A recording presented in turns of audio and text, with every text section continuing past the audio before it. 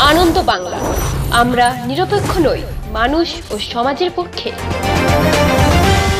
নিবেদন করছে RP club private limited এবং Leo, a large EV and solar innovation.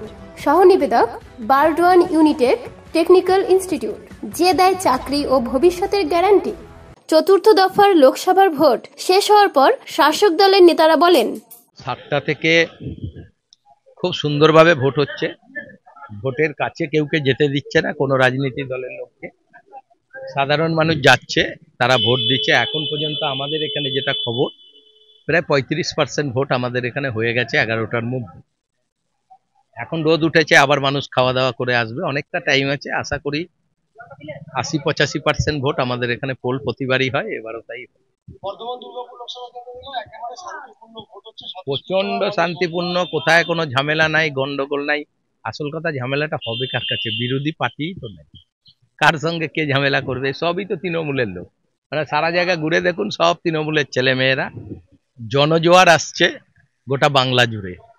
আর আমাদের এখানে লোকসভা নির্বাচনে আজকে বর্ধমান দক্ষিণে সেই একই অবস্থা। বিভিন্ন জায়গায় আমরা খবর পাচ্ছি কোথায় একটা মেশিন খারাপ হয়ে গেছে, এইসবই খবর পাচ্ছি। কোথায় ঝামেলা হচ্ছে, গন্ডগোল হচ্ছে, এরকম কোনো খবর নেই। সুন্দরভাবে আজকে 11:30 পর্যন্ত হয়ে গেল ভোট। আমরা আশা করি গন্ডগোল ঝামেলা হলে সকালের দিকেই হয়, তো সারাদিন সুন্দরভাবেই ভোট হবে। আর আমরাও চাই মানুষ সঠিকভাবে সুন্দরভাবে ভোট দিয়ে সে তার নিজে কাকে ভোট দেবে সেই ক্ষমতা সে প্রয়োগ করুক ব্যালটের মাধ্যমে। এবং এটা দেখতে পাচ্ছি আমরা এখানে, যেটুকু বুঝতে পারছি, যে মানুষ তৃণমূল কংগ্রেসের পক্ষেই ভোট দিচ্ছে, আমাদের প্রার্থীর পক্ষে। কারণ মানুষ ভোট দিয়ে যাওয়ার সময় বলে যাচ্ছে আমি 1 নম্বরে দিয়ে গেলাম। এটা আমরা এই ট্রেন্ড আমরা দেখতে পাচ্ছি এবং আমরা অত্যন্ত আশাবাদী। এবং আমি সকাল থেকে 23-24-এ বিভিন্ন জায়গায় ঘুরছি, অন্য জায়গার খবর নিচ্ছি। আমাদের আশা আমরা এখান থেকে বিপুল ভোটে আমাদের দলের প্রার্থীকে আমরা জয়ী করতে পারবো। সেটা বলতে পারবো না, তবে 10-এর ওপরে না, এরকম তো আমাদের কাছে কেউ এখন পর্যন্ত, আমাকে তো সবাই ফোন করতে আছে, তা আমার কাছে এরকম খবর আসে নাই, আমি জানি না। আমি এখনই আমরা বলার মাধ্যমে আমি আমার কাউন্সিলরের সঙ্গে যোগাযোগ করছি। আমাদের লোকও ঘুরে বেড়াচ্ছে, আমাদের কন্ট্রোল রুম রয়েছে করজন গেটে, সরাসরি আমরা সেখানে সব জানাচ্ছি কোথায় কি অসুবিধা হচ্ছে, কোথায় কোন মেশিন খারাপ হয়ে গেছে। সুন্দরভাবে চলছে, কোথায় কোনো সমস্যা নেই। প্রার্থী তো ঘুরছে, এটা তো একটা লোকসভা নির্বাচন, অনেক বড় ব্যাপার। বিজেপির প্রার্থী ঘুরে গেছে, আমাদের আশা আমাদের প্রার্থীও এখানে আসবে। আমি বললাম না, আমাদের কাছে এরকম কোনো খবর নাই। যদি কোনো এজেন্টকে বার করে দেয় সেটাও ঠিক হয় নাই। আর অনেকে নিজে বেরিয়ে গিয়ে হয়তো দোষটা চাপায়, যেহেতু টাকা নিয়ে সব এজেন্ট বসেছে, তখনই হয়তো ধরবে তোমাকে যে টাকা দিলাম তুমি কেন বেরিয়ে গেলে, বলবে আমাকে তৃণমূল বার করে দিয়েছে। এইটা হচ্ছে ব্যাপার। অতএব এটা নিয়ে কোনো ব্যাপার না, সবাইকেই টাকা দিয়ে বিভিন্ন জায়গা থেকে এজেন্ট বসিয়েছে, দলের কোনো লোক নাই, কোনো ভোটারকে কেউ চেনে না। অকারণে জেনুইন লোক ভোট দিতে যাচ্ছে, তাদের সঙ্গে চেঁচামেচি করছে ভিতরে, পরে আবার যখন বুঝতে পেরে যাচ্ছে তখন আবার চুপ হয়ে যাচ্ছে।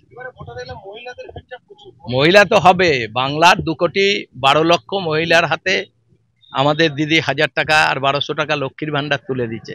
তা মহিলারা যদি দিদিকে না, মহিলারা যে লক্ষ্মীর ভান্ডারও আমাদের পেতে হবে, তাই দিদির হাতও শক্ত করতে হবে, আর তার জন্য সবাই মিলেই জোড়া ফুলে ভোট দিতে হবে। হয়েছে এবং ভালো হয়েছে, মানে তৃণমূল কংগ্রেসের পক্ষেই ভোট হয়েছে। যদিও কিছু কিছু জায়গাতে প্যারামিলিটারি ফোর্সের লোকরা একটু বেশি বাড়াবাড়ি করেছে, তা সত্ত্বেও সাধারণ মানুষ ব্যাপক হারে ভোট দিয়েছে। কিন্তু বিজেপি অভিযোগ করছে যে তৃণমূল সন্ত্রাসের আবহে ভোট করছে, বিশেষ করে মন্তেশ্বর এবং বর্ধমান শহর সহ বিভিন্ন জায়গায় ওরা বলছে যে প্রার্থীকে ঢুকতে দেওয়া হয়নি, বাধা দেওয়া হয়েছে এবং তাদের ভাঙচুর করা হয়েছে গাড়ি। এ বিষয়ে কী বলবেন? সে তো বিজেপি তো কথা বলবেই। মন্তেশ্বরের ঘটনা তো সবাই দেখেছে। প্রকৃতপক্ষে দিলীপ ঘোষের যে উগ্র মূর্তি, এটা তো আজকে 1.5 মাস ধরে আমাদের এলাকার মানুষ দেখছে এবং তার থেকেই সমস্যা তৈরি হচ্ছে। একটা ক্যান্ডিডেট, সে একজন তৃণমূল কংগ্রেসের সমর্থককে ধাক্কা মেরে ফেলে দিচ্ছে, সেখানে উত্তেজনা তৈরি হবেই, সেখানে উত্তেজনা তৈরি করতে চাইছে। এমনি যে সামগ্রিক যে ভোট হলো বর্ধমান জেলার 2টো কেন্দ্রে, আপনারা কি আশা করছেন? 2টো কেন্দ্রেই আমরা ব্যাপক ভোটে জিতব। বেশ কিছু ইভিএম মেশিন সকাল থেকে ভোট গ্রহণের প্রথম থেকে শোনা যাচ্ছে ইভিএমের গণ্ডগোল এবং গোটা জেলা জুড়ে যেটা চলেছে আপনাদের খবর আসছে এটা, হ্যাঁ, এই বিষয়ে আপনার কি মানে? আমাদের তো এই নিয়ে সন্দেহই আছে যে ইভিএম মেশিন, যেমন এখানে তো গণ্ডগোল ধরা পড়েছে, আর নদিয়াতে দেখা গেছে যে জোড়া ফুল চিহ্নে চাপ দিলে সেখানে পদ্ম ফুলে ভোট পড়ছে, যদিও একটা ইভিএম সরানো হয়েছে। এবং সেখানে কর্মীরা সজাগ ছিল, অন্য জায়গায় যদি এরকম হয়ে থাকে তাহলে তো আসল রেজাল্টটাই পাল্টে যাবে। আপনার বিধানসভা এলাকা কাটোয়া ভোট কেমন? কাটোয়ার ভোট ভালোই হয়েছে, খুব ভালো হয়েছে এবং শান্তিপূর্ণ হয়েছে। কোথায় কোথায় ঘুরলেন সকাল থেকে? আমরা কাটোয়া বিধানসভার সব এলাকাটা ঘুরলাম, আর তার সঙ্গে কেতুগ্রাম গিয়েছিলাম, কারণ ওখানে তো সেটা মার্ডার হয়ে গেছে, সেই নিয়ে সমস্যা হয়ে আছে, এতেই অনেক সময় চলে গেল। বেশি কোন জায়গায় গোলমাল এরকম খবর এখনও পর্যন্ত আমাদের কাছে নেই। তবে 3টি বিষয় নজর এসেছে যে 227 নম্বর বুথ, সেখানে দেখা যাচ্ছে যে বিজেপি এবং নির্বাচন কমিশনের যে অশুভ আঁতাত এটাতে ক্লিয়ার। তার রিটার্নিং অফিসার আমাদের তৃণমূল দলকে এবং আমাদের দলের প্রার্থী ডাক্তার শর্মিলা সরকারকে যে ভোটার লিস্ট দিয়েছেন, সেই ভোটার লিস্টও যথারীতি আমরা বুথের এজেন্টদের দিয়েছি। ভোট কেন্দ্রে গিয়ে দেখা যাচ্ছে যে প্রায় 26-27 জন কি প্রায় এখনও লাস্ট 29 জন মতো তারা ভোট দিয়ে প্রিজাইডিং অফিসার বলছে ওর কাছে যে ভোটার তালিকা সেই তালিকা ওদের নাম নেই, অথচ একই রিটার্নিং অফিসারের নাম সই করা তিনি প্রার্থীকে এবং আমাদের দলকে প্রার্থীর দেওয়া তালিকা এজেন্ট নিয়ে বসে আছে। ভেতরে গিয়ে দেখা যাচ্ছে যেগুলো ভোট দিতে দেয়নি এই নিয়ে আরেও বলেছে, ফয়সলা করে দেবে বলছে 3টের পর। এবং তো আমাদের কাছে তো একই রিটার্নিং অফিসারের সই, প্রিজাইডিং অফিসারের কাছে একই সই, প্রিজাইডিং অফিসারের কাছে ও নামগুলো নেই, অথচ এখানে আছে। এ ধরনের একটা কারসাজি হয়েছে। তারপরে অনেক প্রিজাইডিং অফিসার আছে, একটি যেমন 27 নম্বর বুথে প্রিজাইডিং হ্যান্ডিক্যাপে এতদিন ধরে দিয়ে যাচ্ছি, তার সহযোগী থাকে প্রিজাইডিং অফিসারের সামনেই ভোট দেয়, সে যাকে বলবে তাকে দিয়ে দেবে। প্রিজাইডিং আকবর সুমোটো রাস্তাতে ভেতরে ঢোকেনি, রাস্তা থেকে এরকম নিয়ে গিয়ে সে নিজে বলছে আমি জোড়া বলে ভোট দেবো, আর প্রিজাইডিং অফিস থেকে 1 নম্বরে বোতাম টিকে দিয়েছে।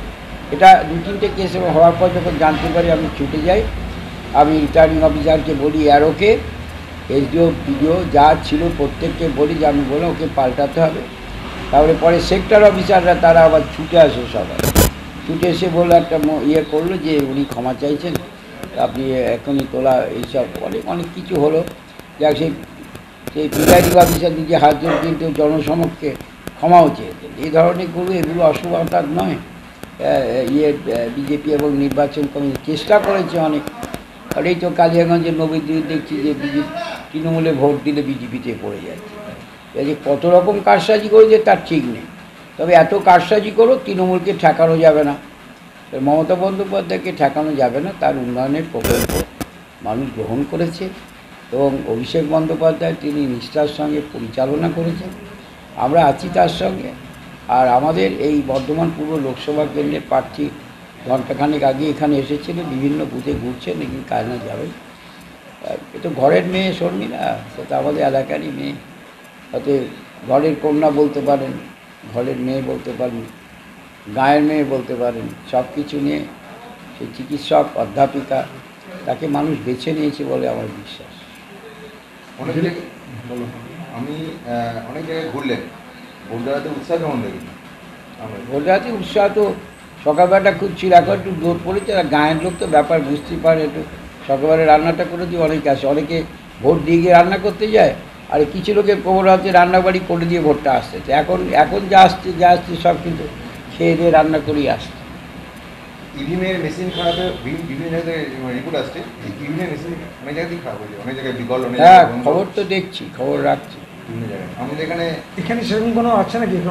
এরকমভাবে ইভিএম মেশিনে খবর তো পাচ্ছে না, কিন্তু এই যে ওই প্রিজাইডিং অফিসার ওইখানে ভেতরে যে কী হলো, আর ইনসাফিসিয়েন্ট আলো ছিল, এবার প্রায় অন্ধকার অবস্থায় মেশিনগুলো ছিল। আমি যখন নিজে ভোট দিতে যাই আমার ভোট কেন্দ্রে আমাকে খুঁজে বেড়াতে হয়েছে। ওসব পরে ওরা আলোর ব্যবস্থা করেছেন বললে আমি গিয়েছিলাম যে আলো ছাড়া ভোট বন্ধ থাকে, আর অন্ধকার রেখে দিই যাতে প্রতীক বোঝা না যায়। অনেক বয়স্ক লোকের পক্ষে তো অসুবিধে আছে, এই আলোকে ফোন করা হবে। পূর্ব বর্ধমান থেকে দেবাশিস ঘোষের রিপোর্ট, আনন্দ বাংলা।